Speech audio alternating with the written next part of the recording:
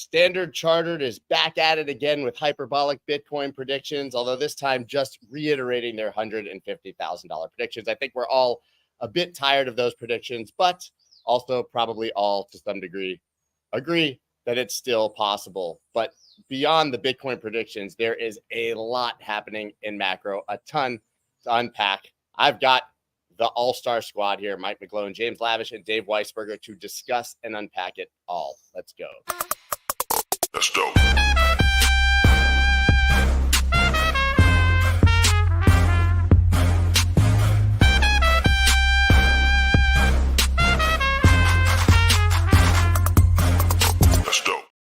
What is up, everybody? I'm Scott Melker, also known as the Wolf of Wall Streets. Before we get started, please subscribe to the channel, hit that like button. You may have noticed this is not my normal studio. I am in sunny yet humid Puerto Rico, land of non-tax evasion, but tax avoidance. Very different topic. Taking a bunch of meetings with the crypto community down here, but of course, still had to show up on Monday to talk with all of you about the madness happening in the markets. I've got Mike McGlone, James Lavish. Dave, we've got you in the car. I'm going to just mute you, maybe you'll listen in. But I had to bring Dave on because he's wearing the McLaren OKX jersey. The one race I missed the entire year from Miami, Lando Norris wins a rousing victory in Miami. So glad that he wore that in the spirit of that victory. Guys, we have a lot to unpack today because it's just astounding to me. I know, James, you just tweeted it. At 2 million per minute, treasuries mint cash like never before. Guys, I thought we weren't even printing money right now. I thought we were tightening. I thought, what's going on here? It's referring to that we're paying $2 million of interest on our debt every minute. I mean, it's not funny, but it's kind of funny, especially in the context of last week, which we should talk about that too, where our economic advisors don't even understand how a bond works. But I want to hear what Mike has to say from the morning meeting from Bloomberg. I just got through the headlines because it's only 6 a.m. here. So, okay, let's start with our chief economist. I think the key quote I took about from her is Anna Wong. Yeah, Anna Wong is that her view of the Fed was they were not as hawkish as they had thought, and her quote was she thinks there's two major paths for cuts, and that is if the economy weakens or inflation falls despite a somewhat strong economy. Ira Jersey, our chief interest rate strategist, thinks 10-year note yield could get down to 4.3%.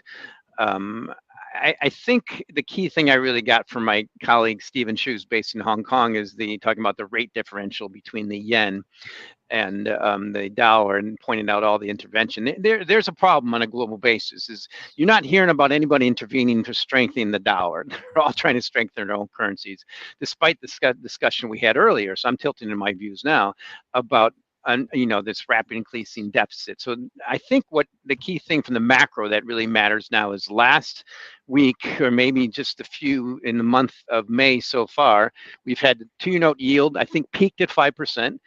I think crude oil's probably peaked at that high around 87. Copper might be peaking around 10,000. I see significant signs of peaking in commodities. The only commodity that's really closed at a record high at the end of the month of April is gold. And I still see gold heading higher. I don't think what really stops it, particularly when we talk about the deficit.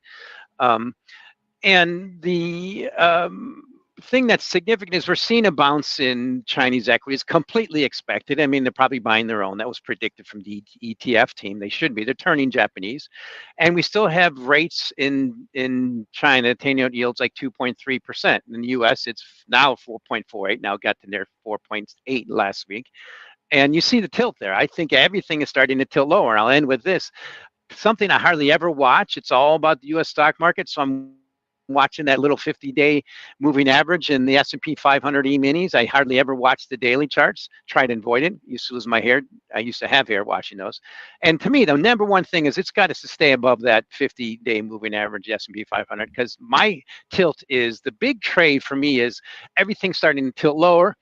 Bitcoin's potential leader, and it started, we've bounced, and now we have this narrative that, oh, the economy's not growing as fast as possible as we expected. inflation's still sticky, and that's good for the stock market because the Fed's going to ease. And we still have to go back to, well, maybe the Fed's not going to ease until the stock market tells it to, which is still my base case. Yeah, I mean, interesting. I know we keep saying that Bitcoin might be leading. I just think still Bitcoin is ranging. I think it's hard. It did kind of sweep those range lows, but it's kind of just low volume, not much happening. Yeah, by I guess ranging, volatile, but yeah. Yeah, and ranging it to me, it's a consolidation, right? So, and That's like right. Mike said, it's barring an event and all things being equal, if it continues to trade in this range for a little while, it just makes it stronger for an upside move, as long as we don't have a collapse in the economy, don't have a sudden spike in unemployment, for instance, which that's on the table. That is absolutely on the table. We cannot say that we're out of the woods, that we have the soft landing, everything's good. We saw the unemployment number. Let's back up. The unemployment numbers it's confusing, because I think that what's happening here is you've got a lot of people who are just not filing for unemployment. It's a pain in the ass. You're not making enough money from it. I mean, heck, if you're an illegal immigrant, you can walk across the border and get more money than unemployment pays you in over a month, just on a debit card. So it's like that. Just it's kind of a confusing number for people. But the jobs number, which is payrolls, came in light again last week, and so you've got unemployment just ticking up. And we've shown the chart so many times on this show about when unemployment, when you enter a recession, that's when unemployment really skyrockets. So, and that's kind of like the tip off. So that's one thing. The other thing is, for me this week, I mean, I'm kind of laser focused on that Wednesday 10-year bond auction. It's a $42 billion bond auction. We've had some trouble in these auctions, and I really want to see how this plays out this week. I want to see if investors are demanding higher yields than the last number of auctions, because of these inflation numbers. The inflation data just keeps coming in a little bit hotter than expected or wanted for the Fed. And we heard the Fed turn their at least Powell's comments were they could have been way more hawkish, but they turned away from dovish. Let's put it that way. So are investors going to demand more yield, more premium, a higher premium for the risk premium to the 10-year, because they know that rates either are going to stay higher for longer, or there's even the probability or possibility that we have a rate hike. I mean, we talked about this how many months ago, that a rate hike is actually back on the table, and people were laughing like, there's no way. No, it's on the table. Is it going to happen? Not in my opinion. I don't think it will, unless inflation starts to roar higher. But those are kinds of things I'm looking at. And I would bet that, Mike, I would bet Anna's kind of has a strong eye on that auction this week too. I have to say, I wish I had it in front of me, by the way, but we talk about the political Fed, but historically, I don't have the numbers in front of me, but I read an article recently that the Fed has not backed off from tightening or easing during election years as much as the narrative says. They have in the past actually continued on their path regardless of elections. I can't, like I said, I don't have it to quote here, but I was surprised when I read it. I'm afraid. I think you just fired up Dave, and he's drinking energy drink. in a racing I got one word to anyone who thinks that the Fed will not be political. Bullshit. I'm not saying they won't. I'm saying historically, I was surprised that they had done things that would have been politically unpopular in election years. But I guess you also have to dig into when during that year they did it, because it matters. The simple fact is the world is rapidly changing towards hyper-politicization. There's no question about it. And we got both sides here. We got Trump talking about taking away the Fed's independence because he doesn't want to be screwed by them. And he's not going to be running again, right? That's the funny part about it. I mean, he has no political interest other than he thinks he knows better, which of course is a scary thought, but we'll put that one to the side. And there's no question that the amount of pressure that's going to be on them look, the polls already suck. I still am a conspiracy theorist. I still think that in August at the Democratic convention, or maybe before, the Democrats will have a new person to run, and I think then that's going to get timed coincidentally with Fed easing. And you know, you can say what you wish. I do believe that that's likely. I think the fact is the market is. I mean, I just noticed the steepening of the yield curve over the weekend, which I hadn't noticed before, but it's actually fairly pronounced. And you know, the jobs report on Friday is worse than people are saying, just like it was worse than people were saying. And by the way, no one was particularly happy about it. And if you notice the narrative, most of the people who commented on it are like, well, it's all trying to spin it. If you think it is a coincidence that Stephanie Kelton and modern monetary theory have been making the rounds again, you're not paying attention to what's going on. If you think it's a coincidence that people talking about squishier inflation targeting, you don't realize what's happening. I mean, if you think it's a coincidence that this narrative that somehow owner's equivalent rent will go down if we cut rates, it's not. These are not coincidences. They need to do what they need to do, and if there's anybody who believes that there's a way out of our debt situation without inflating it away, then, you know, I used to have in my apartment in New York when we used to live there, we had a corner of, you could see the Brooklyn Bridge. I'd be happy to sell it to you. You know, the fact is that's what they need to do. We've been talking about this, and I've been talking about this for 2.5 years. But what strikes me over the weekend, and this is why I think it's interesting what James is saying, the auction, the market is telling you the auction's going to go well. That's what the market's saying. You know, the yield was at 4.7. We're now pushing 4.5. You know, it was 4.7 2 weeks ago.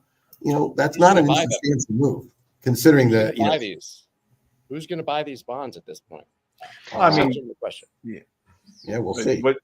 What else are you going to? That's the question. Are you going to put your money in risk assets, or are you going to? In Asia, they're buying gold instead. Yeah, they're buying gold.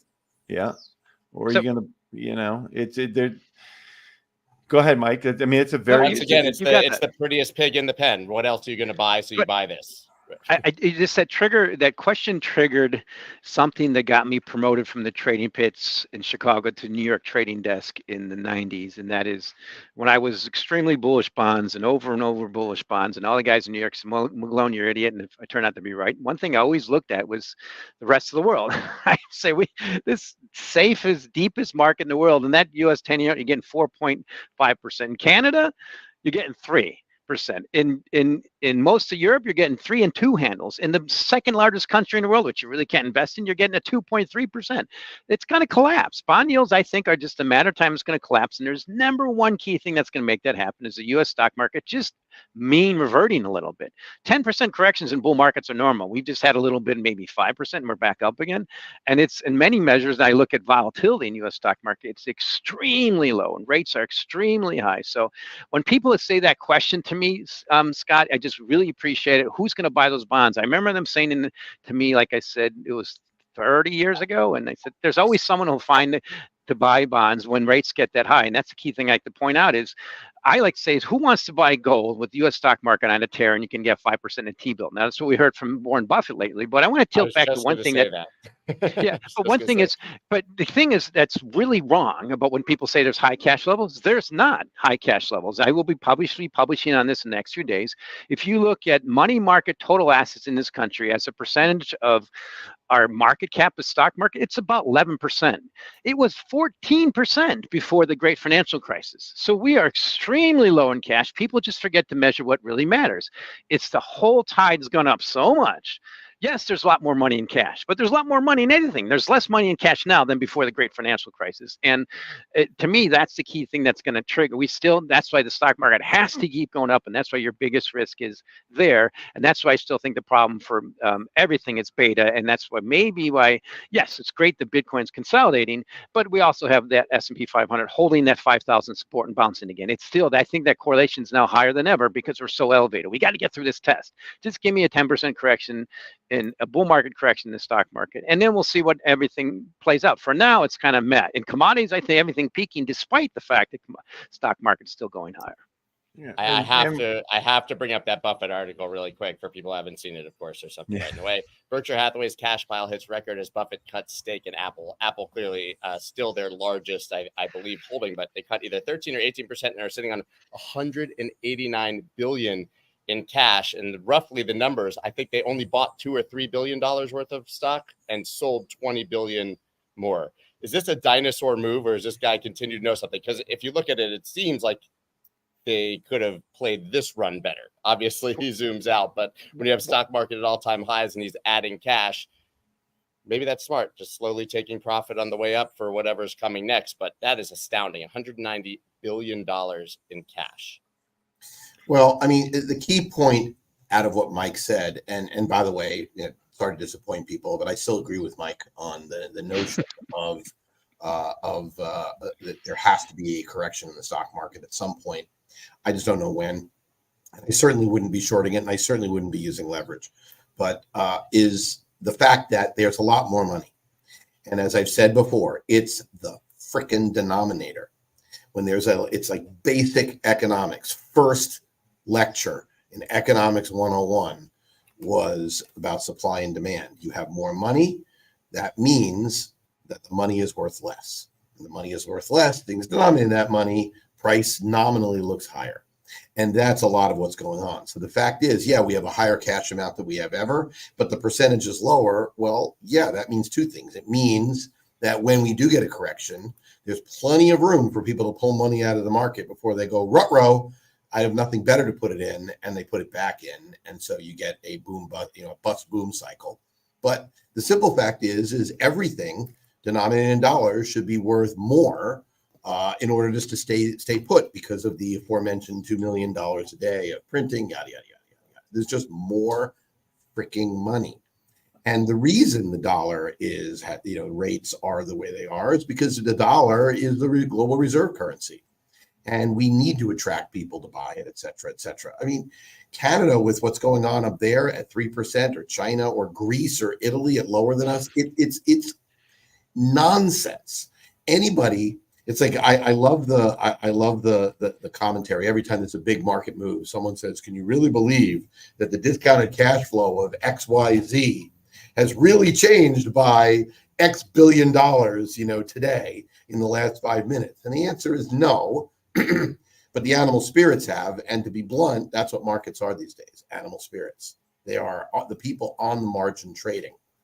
So this morning, to walk in and see Bitcoin dropping because of the SEC taking a gun and shooting it at Biden's foot, because if you think that hurting Robinhood's investors is going to help re-election to this government, you are out of your freaking mind. Yeah. And if you're sitting in the White House, and I don't know if anybody in the White House is listening to this, understand this morning might have been the capper.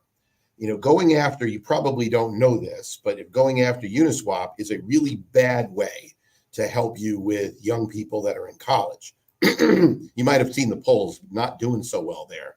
Going after the swaps, probably a bad idea.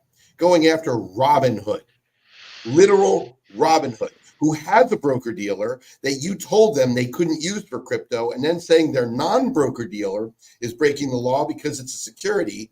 You literally have pissed off most of the average people in America that are their clients, because you've created a literal no-win situation for those Star Trek fans. You're trying to create the Kobayashi Maru here.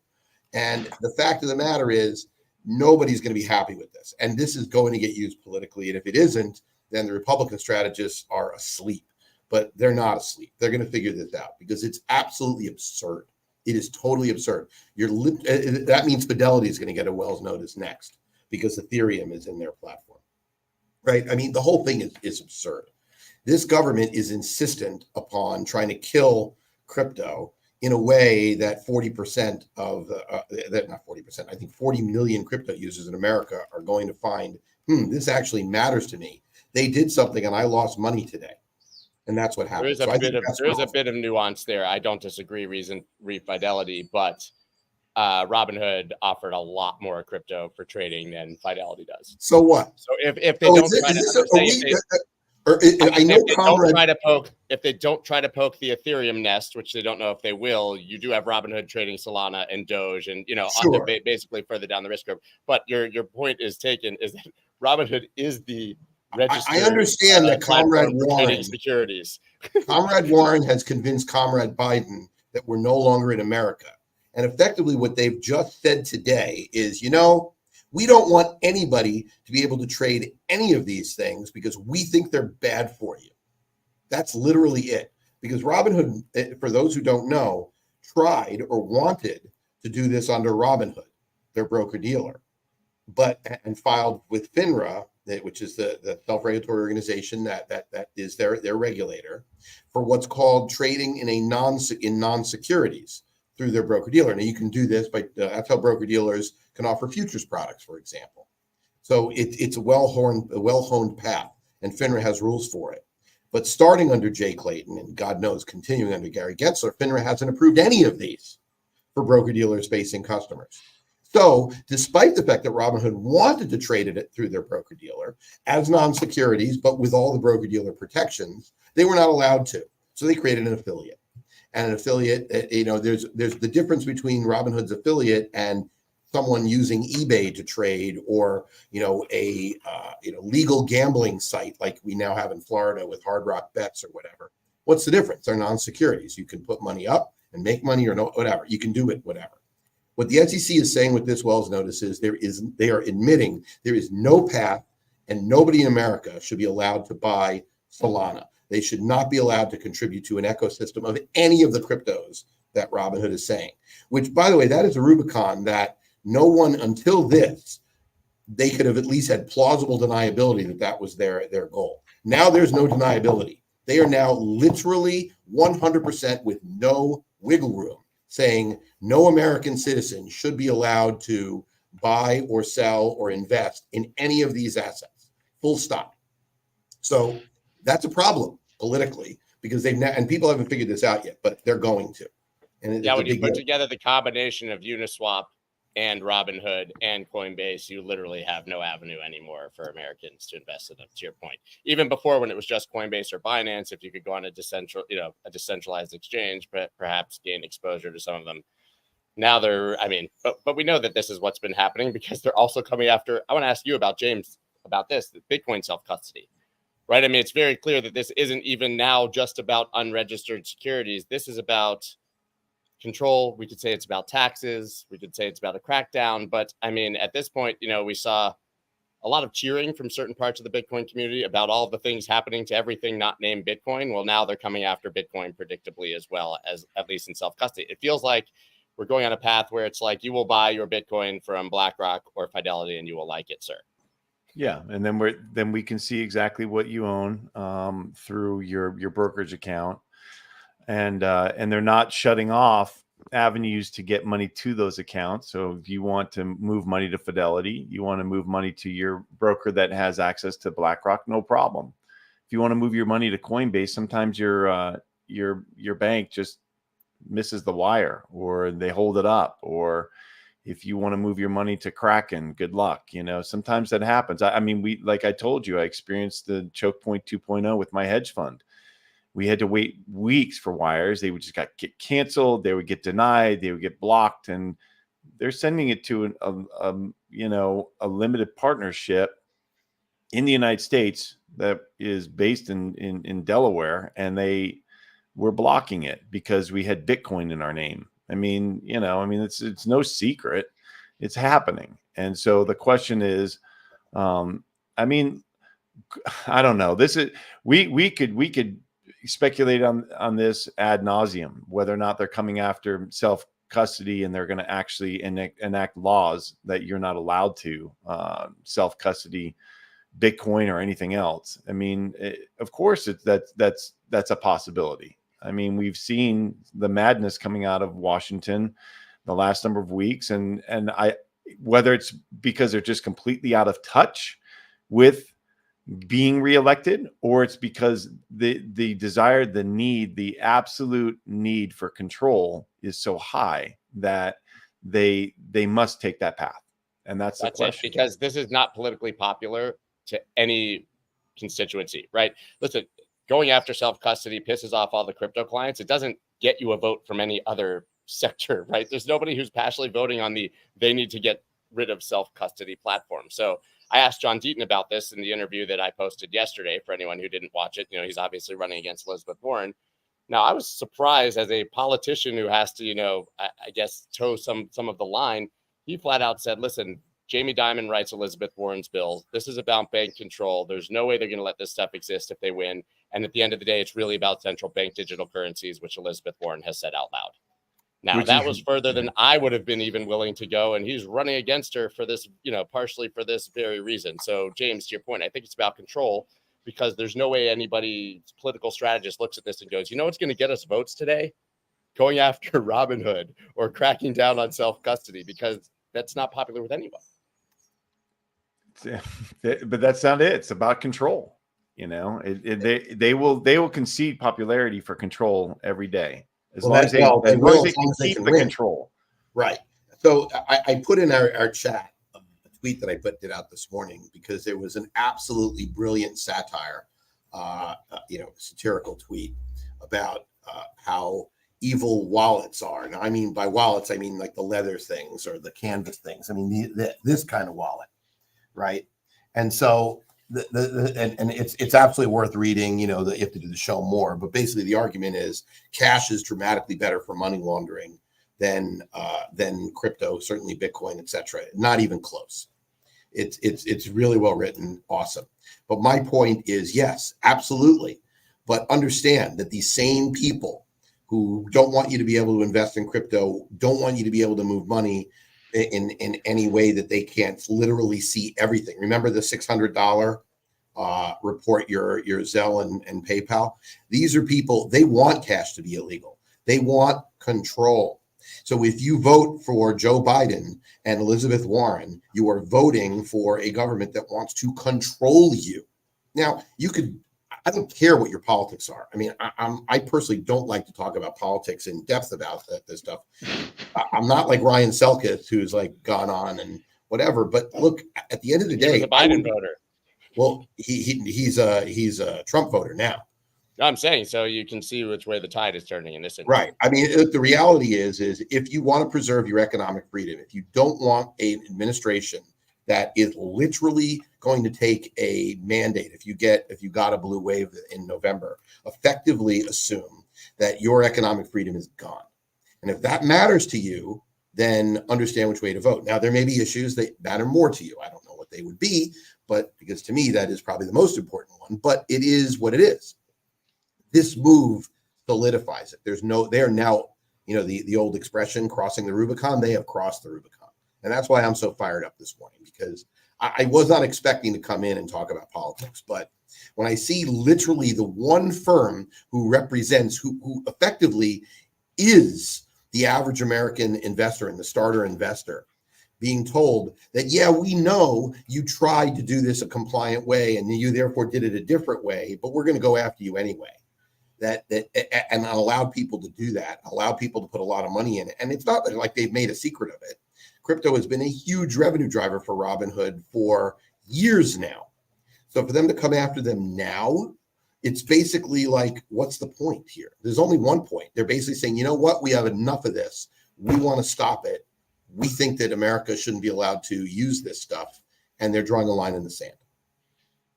I find it interesting that we're seeing this series of Wells notices yet, but that we haven't seen the actual court cases, which does obviously take a bit of time. So Wells notice is effectively saying we're considering, going after you guys.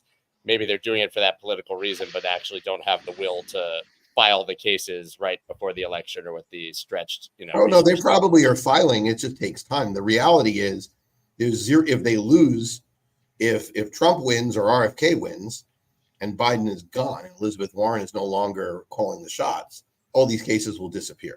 Poof. Well, this is not a political show, but do you believe that RFK will be given any sort of platform to run No. I have a little bit of inside baseball there. I would have said no, but I happen to be in Puerto Rico largely with the RFK political machine. And I can tell you that there's a lot of money and a lot of people, certainly down here and in the United States, who believe it's going to be very, very surprising, assuming, which they believe he will, that he's on the ballot. Like, of course, there's a, there's a biased angle there from the people who support him, but he has a pretty large machine behind him and they're pissed off. I think that he has a legitimate chance personally. I'll make my decisions when the election time comes, but until we're close and I know the guy's not going to be on the ballot, that's the horse I'm supporting. And I've the good thing, the one thing that listen, I don't agree with everything the guy says by any stretch, but at least he's not one of those two guys.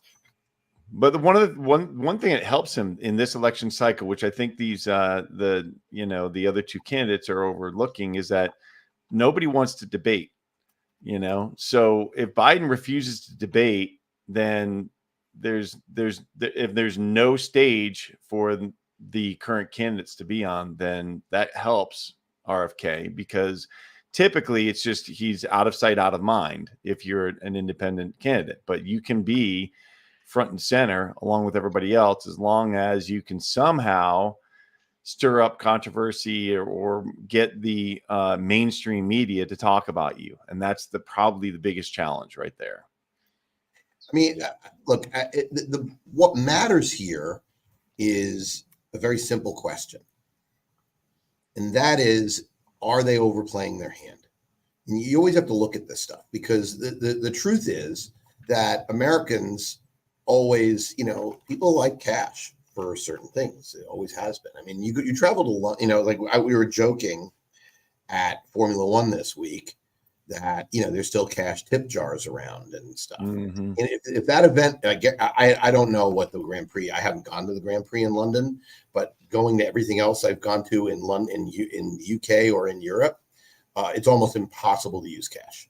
You can, it exists. You can go to an ATM machine and get euro notes or get pound notes, but try going to a restaurant or an event or whatnot and using cash. You almost can't, right? But in America, you can. And that's kind of an interesting point. And so, we all are crypto focused, but it's really freedom focused. It really is. It's about that. And why do they not want it? Well, there's two things. And it's funny because, Bitcoin, tax avoidance with Bitcoin is dumb, right? I'm not talking about Puerto Rico tax avoidance. I mean, not paying your taxes if you make money trading crypto is stupid. It really is dumb. You're going to, if you have capital gains in crypto, report them and pay them, full stop. Because at the end of the day, the blockchain does not lie. And, I don't care which fiat on-ramp exchange you're using, there's going to be, it's going to be reporting of it. You think you can get away with a barter economy with Bitcoin? You want to buy something serious? Good luck with that. The government's going to get their pound of flesh. They're going to, and frankly, it's easier for them to get it with Bitcoin than it is with actual cash dollars. And so, to me, it's kind of mind-boggling that they're going down this path. They must think that people don't understand and are already ready to be led like the lambs to the slaughter. It's sort of like, all the arguments we have about macro here. It's like people think no one's paying attention. They can print to infinity. It won't matter. I mean, literally, that's what MMT is. They say, well, everything's a denominator. So since we own the denominator, it doesn't matter. That's why, and I'm going to bring it right back to your first thing, Scott. I'm teeing you back up.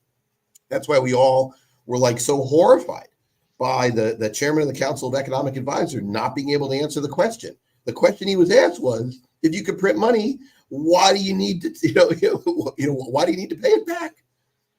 Yeah, why do you? But the scariest part about that, which I think everyone watched, we watched it here on Friday, actually on the show. That was Jared Bernstein. You have to wonder if he's actually that ignorant or if he's just terrified to give the correct answer because it would horrify people so badly. But B is that the person asking the questions, as you mentioned before, she's further down the MMT curve than him and is criticizing him for basically not being MMT enough. That's the context, right? She's like, why lend it if we can just print it and pay the bills, right? It's absolute crazy town. It makes you feel that you literally have to own some Bitcoin, whether it's just to say this is insane or to protect yourself. And so, yes, I think Bitcoin can go to $150,000 this year or this cycle if all this madness happens. But I bet Mike maybe disagrees. And I think the macro says maybe 150,000 is a really high target. But I think that rational thought says, screw this, it could go higher. So Bitcoin has been underperforming the S&P 500 and NASDAQ for a couple of years now, if you just look on the ratio basis. And that's a bit of a problem. That's why I have to relate to. I want to see it really do well versus beta now that we're past this perfect storm for higher prices. That's over. Have the ETFs, and as far as regulation, we approve the ETFs in this country. Just let them beat each other up. That's the American way. It'll be fine. Just that's one thing. Let's not ad nauseum dig into that too much. And to me, it's just a matter of time that Ethereum ETFs will be launched. But there'll be there'll be problems in the meantime. But to get to 150, I think that means that maybe the S&P 500 needs another 30%. We're at that stage right now where it's all about beta. And I want to point the key thing that I love in cryptos. As we were speaking, I had to pull up my coinmarketcap.com, sort on volume, when I noticed Tether is now $111 billion. That's been the most enduring trend in all cryptos. It's the most widely traded crypto. It's the US dollar. You can trade it 24/7. And any European politician, any American politician that messes that up is just an idiot. And the history will judge them accordingly. Just don't worry about it. I mean, this is one thing that's been enduring in all cryptos is this base layer is the bucks. So, okay. And what do they invest in? Treasuries? Okay. And if you're a politician messing with that, you got a problem. But that's the key thing I always like to point out as an ex-accountant. Anytime you sell anything, particularly if there's an electronic ledger, the number one thing the IRS looks for is your cost basis. And if you think they are not, and if you don't have a cost basis, they assume it's zero. Good luck. That's just life. And Dave pointed out. And that's from a guy who saw his brother's bank account when I was in the trading pits get wiped out because he wasn't paying his taxes. It's just the way it is. You got to pay your taxes. You got to follow the laws. And okay, so overall big picture, but for Bitcoin to get to that level, I think it does have the long-term definable diminishing supply, increasing demand and adoption. But right now, we have to admit, one thing that's very rare is for that S&P 500 to sustain 20% above its 100-week moving average. Every lesson in history, except for aberrations around COVID, when it gets there, you don't want to be extra wrong, particularly when volatility is extremely low, interest rates are really high, and interest rates in the rest of the world are plunging in their bonds. It's just the signals here to me are towards deflation, and the top leading indicator is Bitcoin. Now, if we do get the back up in beta, if Bitcoin cannot go down as much on a risk-adjusted basis, that's a win. And so far it is. And I just look at the only major commodity still at record highs is gold, and it's up another 1% this morning. It's interesting, Mike. We have this sort of push and pull about how this collapse will happen, right? I'm down here. Obviously, everybody's like hardcore libertarian. They moved to Puerto Rico for a reason, right? You don't just make that move unless you deeply. So we talked about these things pretty deeply at dinner with quite a few people that would surprise you guys who are down here. It seems the consensus here is that runaway inflation is coming, not deflation, and none of them can wrap their head around how deflation would come outside of potentially a real estate crisis. So I'll tell you the number one way it's going to come.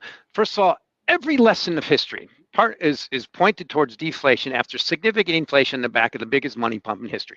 The book, The Boom and Bust by Quinn. The other book, The Price of Time. I forget the author of that one. Chancellor points that out. There's many of them that point it out. And we're tilting that way. It's already happening in China. You can't believe their data. Look at their bond yields, 2.3%. And then you have to look at the number one thing that really, what sparked that deflation that kicked off in 2006, 7, 8 was the U.S. housing market went up too much, and it started leading way down. What's been leading everything and everywhere in the world right now is U.S. stock market. So to me, deflation starts with the U.S. stock market having a normal reversion correction. It brings down everything. And if it doesn't happen, Fed's not going to ease until it does. That's the lose right now. And then I just point out how expensive it is versus most other assets. So let's unpack that for a second, though, because Mike, I agree that there is a significant risk to deflation, but it will be very short-lived. There is no way we can continue with the deficits that we have if we have a deflationary event that causes a collapse in the economy. There's just absolutely mathematically no way. And I think you would agree with me in long term that, look, when you have an economic downturn, what happens? Your mandatory expenses, your entitlements go up by 8 to 12%. And at the very same time that your tax receipts go down by 8 to 12%. We're already running $2 trillion plus deficits. That's going to put us up over the $3 trillion range. Okay. So And so what do they have to do? They're going to come in and print. So any kind of sharp downturn in the economy will be a sharp upturn and a V recovery because so much printing is going to happen. Now, why are they going to do that? Because we must keep high inflation to continue the madness of the debt problem that we have. There's just no mathematical way around it. You have to keep high structural inflation. So therein lies the question on the bond yields. And so what happens to the rest of the world? The dollar stays strong perpetually, and it crushes so many economies around the world that are dependent on it and need dollars. And that's just reality. And so and banks and our own banks. That's happening. I just like to use one good example, a little bit of pushback on that, James, is we are turning Japanese. Yeah, I understand that, but we're a different economy than Japan, and Japan could be doing what they're doing for a very, very long time before they collapse. And I agree that this can go on for a long time.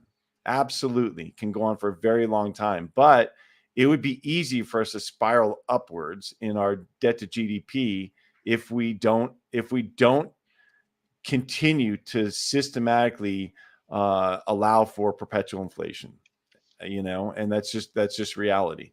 So, I mean, can we really turn Japanese as the reserve? I mean, can't Japan do what Japan did because they're not? The answer is no. The answer is no.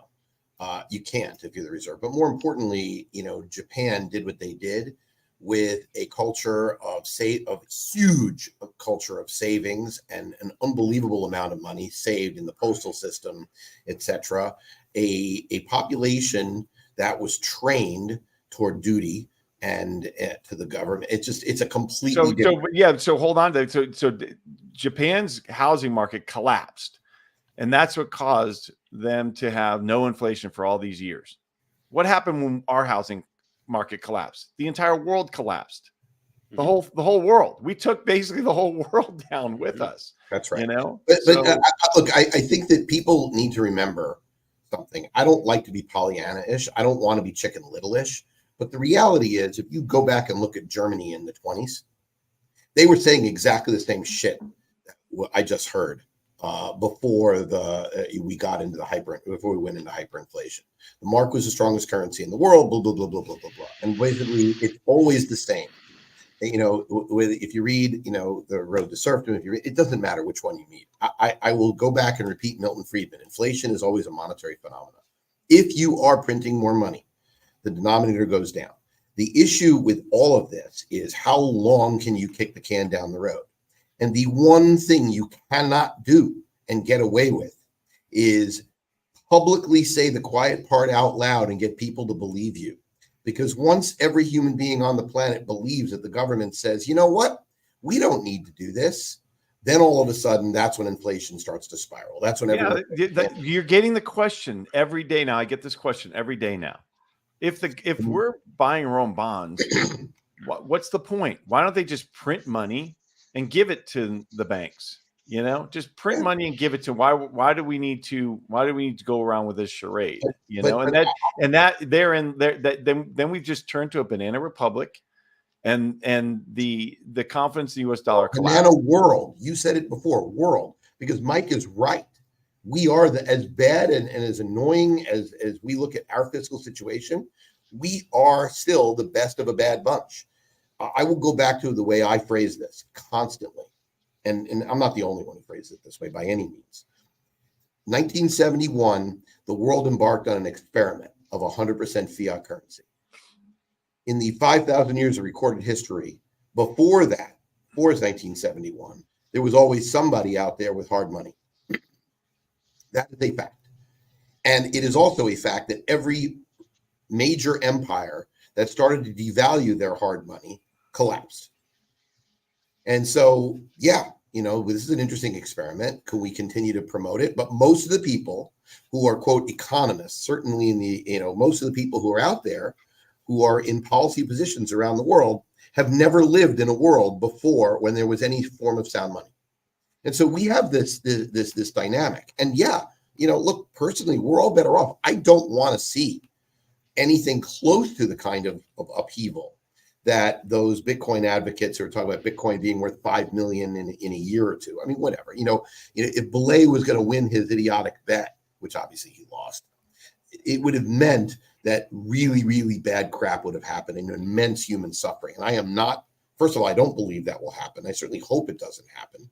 But I do think that Bitcoin delinking and doing what it's done 3 times in its past, coincidentally on the same cycle, the 4-year cycle, which may have something to do with the way its monetary policy is, where it delinks. I mean, Mike, when you talk about Bitcoin being outperforming the S&P, and you're going back to the price from 2021, what you're doing is saying, okay, since its last cycle high, Bitcoin is underperformed. Well, sure, it's true. We're still right back at the price in a trading range now with its last cycle high. The only difference is the hash rate, the number of ownership, every fundamental about Bitcoin and adoption is now 4 or more times more valuable.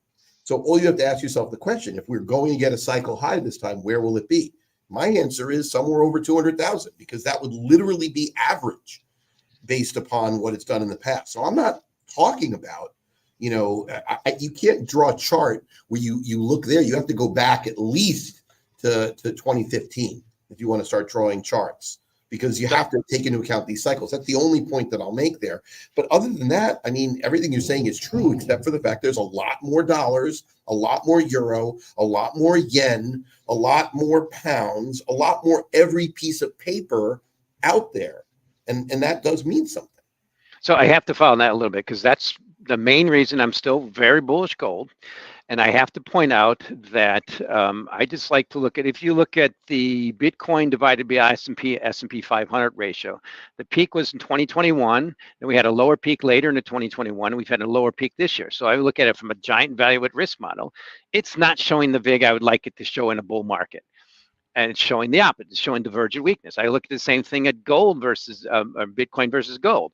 Bitcoin's doing the same thing. It's showing divergent weakness on, I'm not picking a point in time. I'm just showing those highs in a ratio.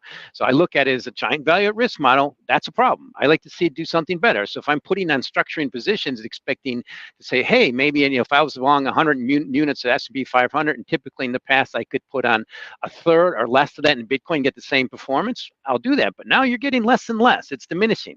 And that to me is the fact of what's happening. I'm very concerned that all we need is just the normal rebalance of the markets. That's just S&P to do what it always does in bull markets, to correct a little, and then we'll see the who's wearing clothes. And right now, I'm pointing out that what we had for a good high in Bitcoin was significant, and we're at the risk of, I think it might make another new high, but the risk is greater reversion at the moment. The bottom line is, it still trades about 3 times the volatility of beta. So we got to get over this. And that's just, if you just look at these ratios, it's showing divergent weakness on the last few highs versus beta. I need to make a sentence. If you take what you just said, that is why I am almost eye-wateringly, unbelievably, more bullish about Bitcoin now than I've ever been before. You basically just encapsulated Bitcoin is cheap compared to its fundamentals. That's because essentially what you're saying is it hasn't gone up. It hasn't gone up nearly as much as you would have expected if all those things is true. I think it's on sale. I think it's a discount. And that's how I look at it long term. Now, do I use leverage? No. And I keep saying it. I mean, look, our clients at CoinRoutes are experts in understanding and utilizing leverage in order to smooth out arbitrages. And I'm staring at leverage on a constant basis. It's really important to understand it, because what we see today is all the leverage players for weeks now have been leaning short. And the longer that goes, the better it is for a long-term bull run, because what you're saying is why people are saying it's that old meme that I love. And it doesn't matter what 2 prices are. It's the one where the right side of the cartoon, there's a desk that says Bitcoin on sale for, it used to say 60,000. Now, whatever, Bitcoin on sale at 60,000, and there's a multitude of people lining up to buy it. And on the left side, there's Bitcoin on sale at 30,000, and there's one guy looking around saying, well, maybe I shouldn't be buying it here because it's cheap. When things are cheap, is when, people are less excited about it. But you're right, those value at risk models will all of a sudden start tilting toward buying Bitcoin if Bitcoin starts starts sustainably trading at double where it is today. And that to me is the problem with those models, because as I've said, repeat after me, Bitcoin trades like an option. Option on its future adoption. That's right. So, but that's why I'm so bullish. But it's also why I think that absent a catalyst, we could stay like this for months, and we do this show every week. And so I'm going to be a broken record. I've been saying it for 2 months. That was my base case. But meanwhile, Bitcoin surpasses 1 billion transactions processed 800 weeks after launch. That's red meat for you, Dave. But I mean, this is astounding, right? I mean, the level of adoption in the amount of time still shows, as Dave loves to point out, look at hash rate, look at transactions, everything's pointing up, even if the price isn't necessarily on a day-to-day basis, right? I mean, I don't know any other way to phrase it. It really is that simple, because we're getting to this point. The reason I disagree with Mike on the Bitcoin price and agree on many of the other things is because of the narrative of what Bitcoin is or isn't. It's like, if you want to understand, like, for example, if you remember, I think it was almost a year ago when everyone was talking about Soft War, that Jason Lowery book. And we had a show and we talked about it. And I said, well, listen, unless I'm crazy, doesn't this mean that Bitcoin's blockchain could have other use cases other than simply value? Right. And now we have Michael Saylor talking about using Bitcoin as an ID solution. Well, guess what?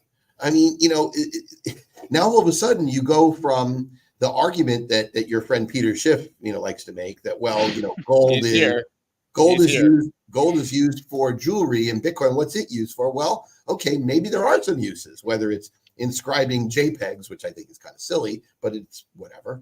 But ID solutions, the blockchain itself has value. And it is important to understand that. But in the macro sense, I think that we cannot underestimate the importance of MMT narratives, the importance of inflation narratives being used to justify. I think that what you're seeing now is, and James said something before that was incredibly important, and we have to come back to it. Japan has managed to intervene and keep the yen from escalating away.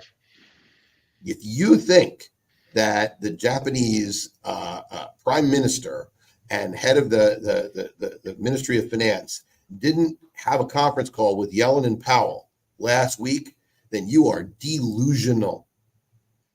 If you think that the tone, because remember, the Fed doesn't, if their main tool is jawboning, is talking. If you think that tone wasn't dovish to help Japan not go through or have it go really badly, then you're crazy, because they basically said, listen, if you force us, the only option we have is to sell dollars and sell our treasuries. Do you want us to do that? No. Well, we don't want to do it either. Well, there's one other option they may not disclose right away, and that's swap lines. Well, right, they're going to probably be doing it. They probably, but they're open, which is a question whether or not they've used them. Right, and by the way, for those who don't understand what that means, the TLDR is, it means more liquidity sloshing into the market. Look, I think I know that Mike is, or I think Mike is a long-term Bitcoin optimist, right? He always has been. What we're all arguing over is whether Bitcoin as a risk-on asset, whether it gets impaired in the crosshairs of a stumbling economy. Short term. Long term, though, even if it does, that volatility, in my mind, just produces opportunity for long-term capture of long-term value. Because you look at, if Bitcoin collapses down to the $30,000-$40,000, that's a tremendous opportunity, in my opinion, to grab some deep value on a long-term asset that will hold its value and will continue to appreciate in long periods of time. So just give it a few years, and that's it produces opportunity, the volatility, and that's a good thing.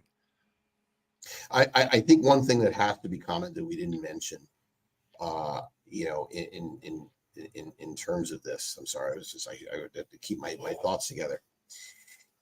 There was a lot of conversation last week about, I'm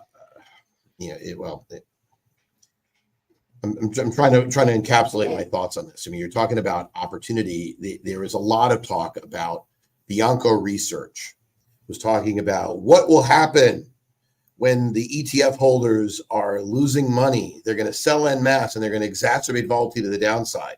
And certain people like yours truly said, you're out of your freaking mind, Jim. These are people who are buying it. Even the retail, when it gets to RIAs, it's going to be even longer term. But retail, yeah, sure, some will sell. And there were headlines this morning, record outflows in Bitcoin ETFs last week. Yeah, sure. What did the price do last week? Nothing. Yeah, there was a dip. It got bought, and we're back where we were. And the fact is, at one point last week, half of all the Bitcoin ETF buyers were underwater, and yet no cascade happened. And yet we still have we're only beginning this march of on ramps for the ETFs. We just begun. So the catalyst that we've talked about, this positive catalyst that's already played out, it hasn't already played out. It's playing out.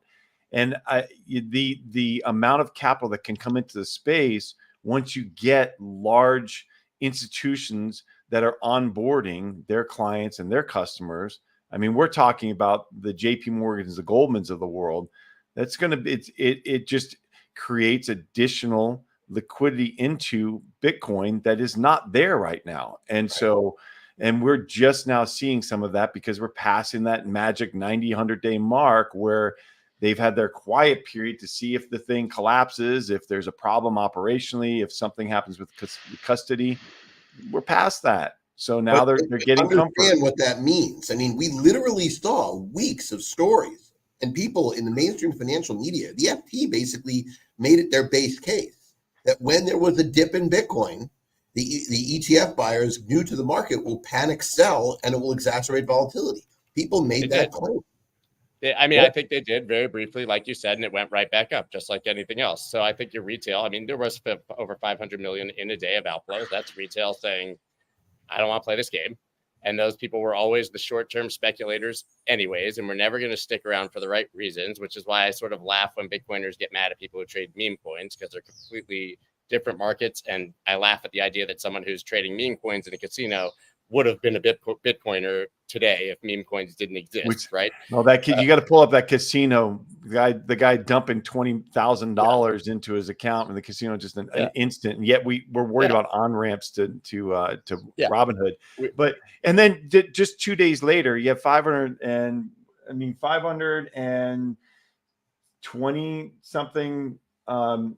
520 million outflows, and just 2 days later, you have 378 million inflows. Just 2 days later, so it flipped. You know, that's the shift. The Bianco narrative is the same as shift. By the way, he laid it out on and it's a very popular Puerto Rico narrative. By the way, that the ETFs will cause more volatility to the downside when there's a major dip, but there's not even enough money in them right now to test that. We'll see if BlackRock and Fidelity are right when pensions, endowments, and sovereign wealth come. If they panic at a 7% drop and sell billions of dollars of Bitcoin, I have my doubts that way. The simple fact is that those guys are aircraft carriers. They do not turn quickly.